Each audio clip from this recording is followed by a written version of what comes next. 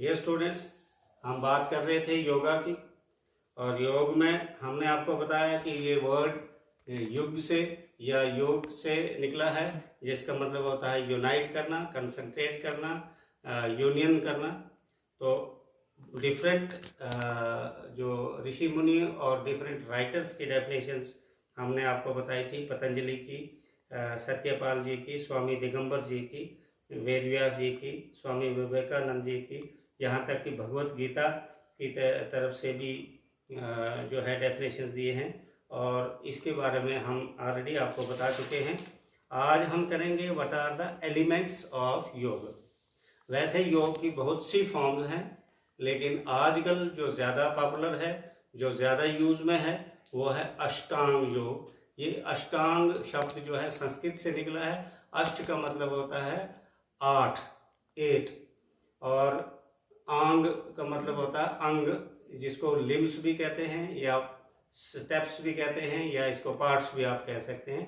तो there are 8 forms of yoga which is normally practise in day to day life. आजकल के जीवन में हम जिस योग का ज़्यादा यूज कर रहे हैं वो है अष्टांग योग। और अष्टांग योग के 8 अंग हैं। वो 8 अंग कौन से हैं? पहला है यम। बुक्स में लिखा होगा YAMA, आप लोग इसको यमा नहीं पढ़ेंगे, यमा नहीं पढ़ना है, जैसे योगा नहीं पढ़ना है, योग पढ़ना है। तो ये लिखा होगा YAMA, तो आप इसको यमा नहीं पढ़ेंगे, आप इसको पढ़ेंगे यम, क्योंकि ये संस्कृत शब्द है। यम पहला अंग है इसका। दूसरा नियम, बुक पे लिखा होगा नियम्स, तो आप इसको पढ़ेंगे नियमास, तो नियमास नहीं है, ये नियम है।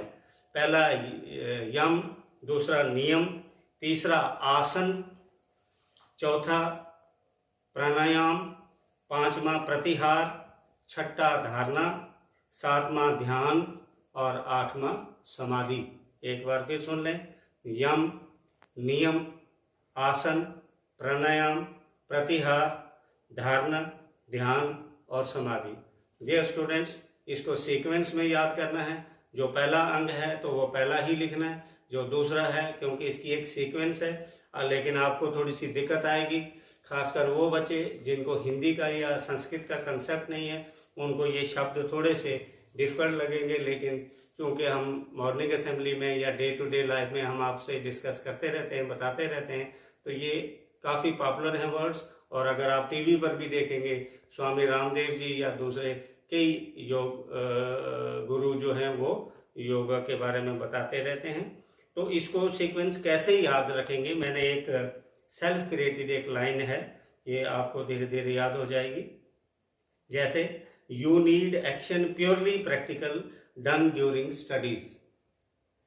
You need action purely practical done during studies. You से Y आ गया, नीड से N आ गया, एक्शन से A आ गया, प्योरली से P आ गया, प्रैक्टिकल से P आ गया, डन से D आ गया, और ड्यूरिंग से D आ गया, स्टडी से S आ गया। सिमिलरली, या इसको दूसरा भी लाइन भी आप याद कर सकते हैं, लेकिन फिलहाल आपने यही याद रखना है। तो मैं आज आपको बताता हूँ यम क्या हुआ। यम का मतलब है कि अपने बिहेवियर को बढ़िया तरीके से रखना अपना। It means ethical standards are behavioural pattern describing how we should live life.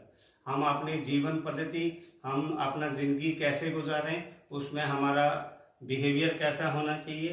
तो यम का ये मतलब है। यम के आगे 5 भाग होते हैं। पहला है अहिंसा, किसी तरह के किसी भी जीव को, किसी भी लिविंग क्रिएचर को कष्ट नहीं देना, दुख नहीं देना, तकलीफ नहीं देना, हार्म नहीं करना।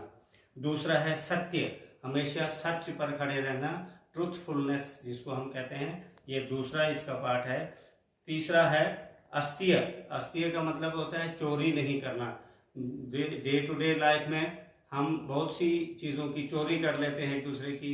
यहाँ तक कि योग कहता है कि किसी के आइडियाज़ भी नहीं चुराना, किसी की नकल भी नहीं करना, किसी की की चीज़ को देखकर उसको ही आप वैसे कर देंगे तो वो भी दोष माना जाता है। और चौथा है ब्रह्मचर्य, जिसमें सेल्फ रेस्ट्रेंट करना, अपनी सेक्सुअल डिज़ायर पे कंट्रोल करना।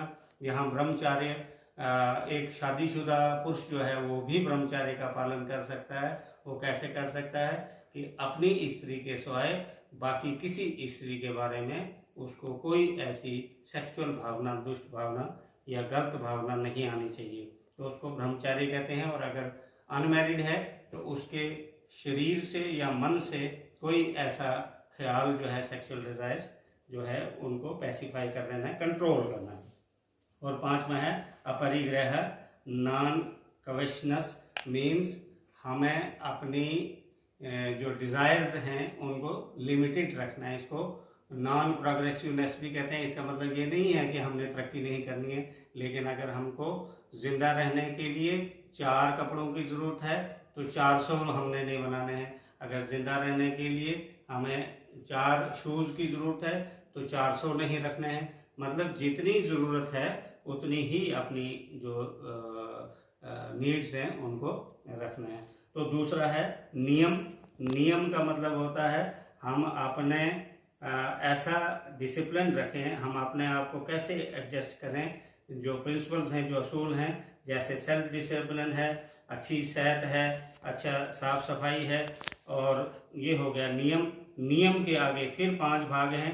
पहला है शौच, साफ सफाई जिसको कहते हैं, तन की भी सफाई, मन की भी सफाई। दूसरा है संतोष, जहाँ पर कंटेंटमेंट, जो कुछ ईश्वर ने हमें, जो कुछ अल्लाह ताला ने, जो कुछ परमात्मा ने, परवरदिगार खुदा ने हमें दिया है, उसी में कंटेंटमेंट फील करना, संतुष्ट रहना। और तप करना। तप करने का मतलब है अपनी हार्ड वर्क करना, किसी चीज़ को अचीव करने के लिए स्ट्रगल करना। स्वाध्याय, अपनी इंक्वायरी करते रहना, मुझ में क्या कमी है, उसको कैसे दूर करेंगे। और है ईश्वर प्रणिधाना, अपने आप को ईश्वर के आगे, परमात्मा के आगे, परवरदिगार के आगे सरेंडर करना। तो डियर स्टूडेंट्स, आज मैंने आपको 2 ही अंग बताए, बाकी अंग जो इसके हैं वो मैं आपको नेक्स्ट लेक्चर में बताऊंगा। तो आज हमने किए पहले 2 अंग, यम और नियम। Thank you.